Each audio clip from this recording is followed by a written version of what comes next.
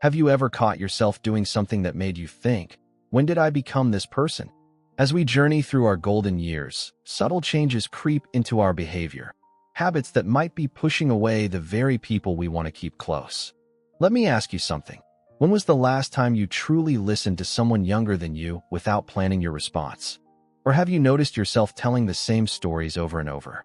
Don't worry, you're not alone. Today, I'm sharing 9 behaviors we often develop as we age that can quietly damage our relationships.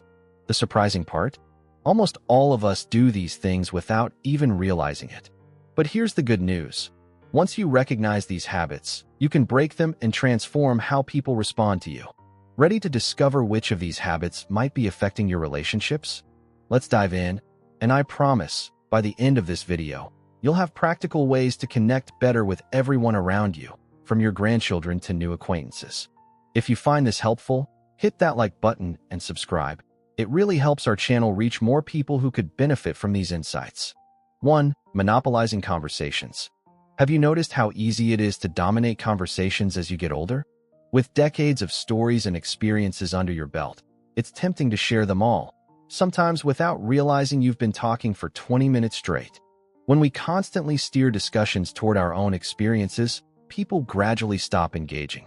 They nod politely while mentally checking out. Think about your last family gathering. Did you catch anyone's eyes glazing over? The truth is, great conversations are like tennis matches, a healthy back and forth. When we monopolize the dialogue, we rob others of their chance to contribute and connect.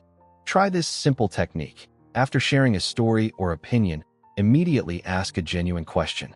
Something like, "What's your experience with that?" Or "How do you see it?" Then, and this is crucial, actually listen to understand, not just to respond. Have you caught yourself dominating conversations lately? Try counting how many questions you ask versus statements you make in your next interaction. The ratio might surprise you. 2. Excessive bragging. We all want to be proud of our accomplishments and loved ones, and we should be. But there's a fine line between sharing joy and coming across as boastful. "My son just bought his 3rd vacation home," or "My granddaughter is in the gifted program. She gets her brains from my side of the family." Sound familiar? These statements might seem innocent to us, but they can create distance with others who may be facing challenges in those same areas. What we don't realize is that constant bragging often achieves the opposite of what we want. Instead of earning admiration, it makes people less likely to celebrate our genuine successes because they've become immune to our self-promotion. The magic alternative? Share your pride through stories that highlight values, not achievements. Instead of "My daughter is a successful surgeon making 6 figures," try, "I'm so proud of how my daughter helps people through her work. She's always had such a caring heart." When you feel the urge to boast, pause and ask yourself, "Am I sharing this to connect or to impress?" Your answer reveals a lot about the true motivation behind your words. How about you? Have you caught yourself bragging recently? What might be a better way to share your pride? Let me know in the comments. 3. Judging people based on first impressions. In my day, people dressed properly for interviews. Young people today just don't understand hard work. Sound familiar? As we age, we often become more rigid in our assessments of others. Our decades of experience lead us to believe we can size someone up in minutes. But these snap judgments rob us of potentially meaningful connections and new perspectives. I remember meeting a young man with multiple tattoos and making instant assumptions about his character. Later, I discovered he was a dedicated pediatric nurse who volunteered his weekends helping homeless veterans. That experience taught me a powerful lesson about judging too quickly. The most interesting people in our lives are often those who initially seemed most different from us. When we approach new acquaintances with curiosity instead of judgment, we open ourselves to unexpected friendships and learning opportunities. Challenge yourself to identify one assumption you made recently about someone based on their appearance, age, or background. Then consciously set it aside and approach them with fresh eyes. You might be surprised at what you discover. 4. Neglecting personal appearance. I'm too old to care what others think about how I look. While there's freedom in releasing yourself from society's superficial standards, completely neglecting your appearance can affect both how others perceive you and how you feel about yourself. Taking care of your appearance isn't about chasing youth or beauty standards. It's about self-respect and engagement with life. When we stop caring about how we present ourselves, it often signals to others that we've disengaged from active living. Simple things like clean, well-fitting clothes, basic grooming, and good hygiene are ways we communicate that we still value ourselves and respect those around us. They're also powerful mood boosters. Have you noticed yourself caring less about your appearance lately? Try this. Rather than focusing on looking younger or attractive, aim for put together and appropriate. The goal isn't perfection, but presenting yourself in a way that shows you still care. What small step could you take tomorrow to refresh your appearance? Maybe it's scheduling that haircut you've been putting off or replacing those worn-out clothes. Share your thoughts. 5. Constantly complaining about health issues. Our bodies change as we age. That's an undeniable fact. Aches, pains, and health challenges become more common, and it's natural to want to talk about them. However, when every conversation turns into a detailed medical report, we risk becoming defined by our ailments rather than our personality. My back is killing me today. My cholesterol numbers are through the roof. Let me tell you about my latest doctor's appointment. While seeking support is healthy, constant health complaints can overwhelm relationships and leave others feeling helpless or eager to escape conversations.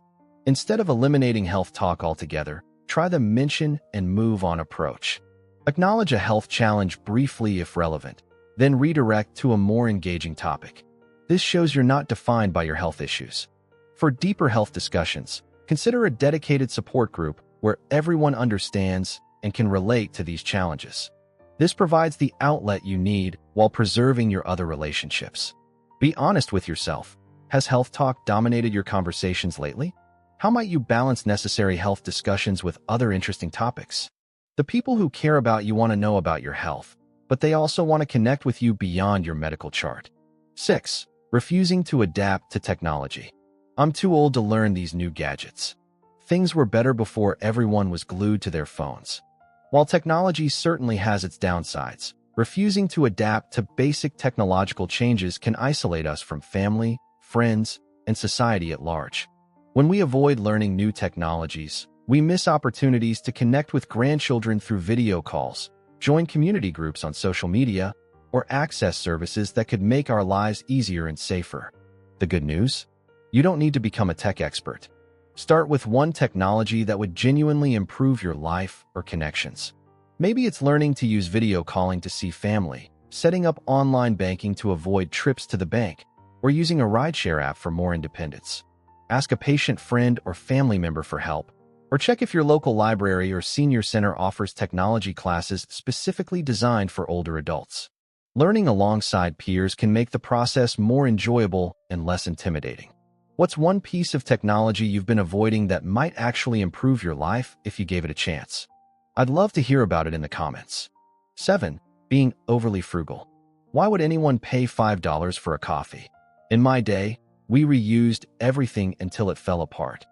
Financial prudence is a virtue, but extreme frugality, especially when it's no longer necessary, can damage relationships and prevent us from enjoying the fruits of our lifetime of work. Many of us grew up in times of scarcity or were taught strict financial discipline. These values served us well, but clinging too tightly to money in our later years can lead to missing out on experiences and creating unnecessary tension with loved ones. Being mindful with money is different from being obsessively frugal. It's about making intentional choices that align with your values rather than automatically saying no to any expense. Consider creating a joy budget, a small amount set aside specifically for pleasurable experiences like treating a grandchild to ice cream, enjoying an occasional meal out, or buying tickets to a show. These small indulgences often create memories worth far more than their monetary cost. How has your relationship with money evolved as you've aged? Are there areas where loosening the purse strings might actually enrich your life and relationships? Give yourself permission to enjoy the security you've worked so hard to create. 8. Living in the past. Things were so much better back then. Kids today don't know what real music sounds like. Sound familiar? One of the most common traps of aging is getting stuck in the past, constantly comparing the present unfavorably to bygone eras. While nostalgic reminiscing can be comforting and sharing our history is valuable, Consistently dwelling in the past can disconnect us from the present moment and the people currently in our lives. Living in the past often masks a deeper discomfort with change or a sense of declining relevance. Yet embracing the present doesn't mean abandoning your history. It means finding the balance between honoring your journey and remaining engaged with today's world.